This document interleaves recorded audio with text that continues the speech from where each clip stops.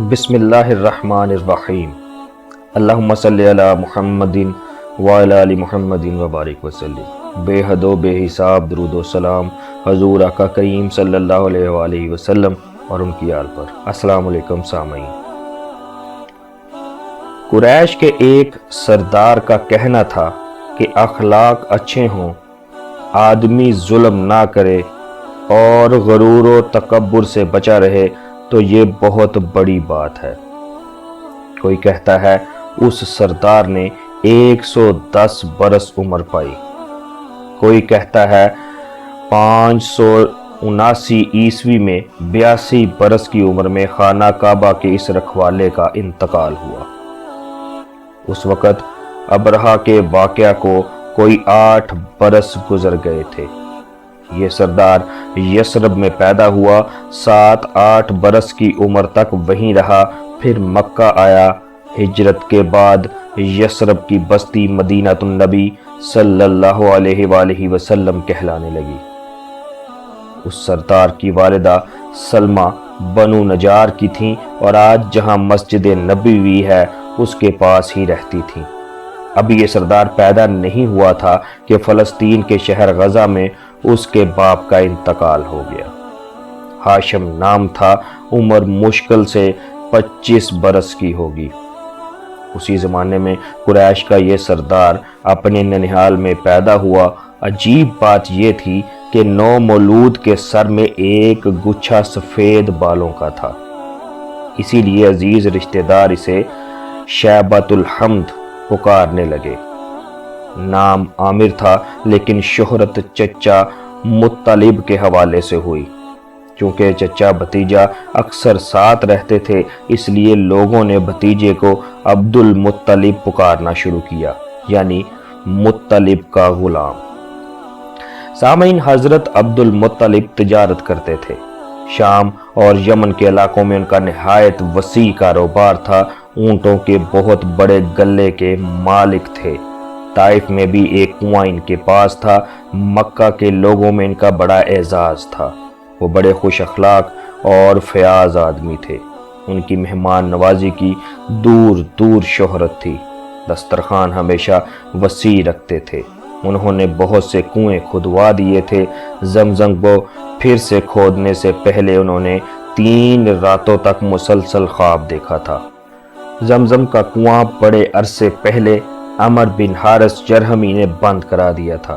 لوگوں کو یہ بھی نہ یاد رہا تھا کہ یہ کنواں کہاں واقع تھا۔ حضرت عبد المطلب کا شمار موحدین میں ہوتا ہے۔ وہ دین ابراہیمی کے پیروکار تھے اور رمضان کا مہینہ غار ہرا میں گزارتے تھے، جہاں بعد میں حضور صلی اللہ علیہ وآلہ وسلم پر پہلی وحی نازل ہوئی۔ ابن حزم نے لکھا ہے کہ یہاں آپ ارادہ الہی کی وجہ سے جاتے تھے۔ ان کی زیادہ اولاد ان کی بیوی فاطمہ کے بطن سے ہوئی، جن میں حضور صلی اللہ علیہ وآلہ وسلم کے والد ماجد عبداللہ اور چچاؤں ابو طالب اور زبیر کے علاوہ پھپھیاں ام حکیم البیضہ، عاتقہ، برہ، امیمہ اور عروہ بھی تھیں۔ 6 برس کی عمر میں جب حضور صلی اللہ علیہ وآلہ وسلم کی والدہ ماجدہ حضرت آمنہ رضی اللہ عنہا کا انتقال ہوا تو حضرت عبد المطلب نے اپنے پوتے کو اپنی پرورش میں لے لیا۔ وہ آپ سے بہت محبت کرتے تھے۔ مختلف روایتوں سے معلوم ہوتا ہے کہ انہیں یقین تھا کہ عبداللہ و آمنہ رضی اللہ عنہم کا جگر گوشہ بڑا نام پانے والا ہے۔ جب یہ بچہ 8 برس کا ہوا تو ایک دن اپنے دادا کی چارپائی کے پاس بیٹھا زارو کتار رو رہا تھا، کیونکہ یتیم پوتے کے سر پر دست شفقت رکھنے والے سربراہ خاندان نے وفات پائی تھی۔ سامعین، حضور صلی اللہ علیہ وآلہ وسلم نے 53 برس کی عمر میں مدینہ ہجرت فرمائی۔ 8 برس کی عمر سے لے کر 53 برس تک کل 45 سال ہوتے ہیں۔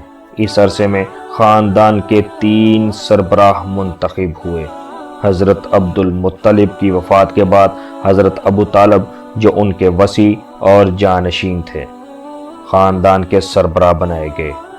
حرب فجار اور حلف الفضول کے وقت وہی حضور اکرم صلی اللہ علیہ وآلہ وسلم کے سرپرست اور خاندان کے سربراہ تھے۔ انہی کی بیوی حضرت فاطمہ بنت اسد سلام اللہ علیہا نے حضرت آمنہ رضی اللہ عنہا کی وفات کے بعد ان کے 6 سالہ بیٹے کو ماں کا پیار دیا۔ حضرت ابو طالب علیہ السلام نے ہجرت سے 2-2.5 سال پہلے شیب بنو ہاشم میں انتقال کیا تو خاندان کا سربراہ ابو لہب منتخب ہوا، جو بدر کی لڑائی کے بعد سرطان میں مبتلا ہو کر فوت ہوا۔ اس وقت اسلامی مملکت قائم ہو چکی تھی۔ بنو ہاشم اب آپ صلی اللہ علیہ وآلہ وسلم ہی کو اپنا سربراہ سمجھتے تھے۔ حضرت ابو طالب علیہ السلام کی وفات کے وقت نبی اکرم صلی اللہ علیہ وآلہ وسلم کی عمر 49 سال 8 مہینے 11 دن تھی۔ مکی زندگی میں دین کی تبلیغ صرف 2 چچاؤں نے کی، ایک حضرت عباس نے، دوسرے حضرت امیر حمزہ نے۔ امیر حمزہ دار ارقم میں ایمان لے آئے۔ یہ نبوت کے 5ویں سال کی بات ہے۔ حضرت عباس رضی اللہ عنہ کے بارے میں کچھ کہنا مشکل ہے۔ آخری بیعت عقبہ کے موقع پر صرف وہی اللہ کے نبی کے ساتھ تھے۔ ان کی بیوی حضرت ام الفضل بالکل ابتدائی ایمان لانے والوں میں شامل ہیں۔ حضرت عباس کے ایمان کا اعلان فتح مکہ سے 1 دن پہلے جحفہ کے مقام پر ہوا۔ آپ صلی اللہ علیہ وآلہ وسلم نے انہیں آخر المہاجرین کا خطاب عطا فرمایا۔ امیر حمزہ تو احد کی لڑائی میں شہید ہوئے، لیکن حضرت عباس سرور کونین صلی اللہ علیہ وآلہ وسلم کے بعد کوئی 12 سال زندہ رہے۔ سربراہ خاندان چاہے کوئی بھی رہے ہوں، اللہ کے رسول صلی اللہ علیہ وآلہ وسلم کی کفالت کسی نے نہیں کی۔ آپ صلی اللہ علیہ وآلہ وسلم کے والد کے ترکے سے آپ کی آمدنی اتنی کچھ ہوتی تھی کہ آپ ہمیشہ خوشحال رہے اور دوسروں کی مدد فرماتے رہے۔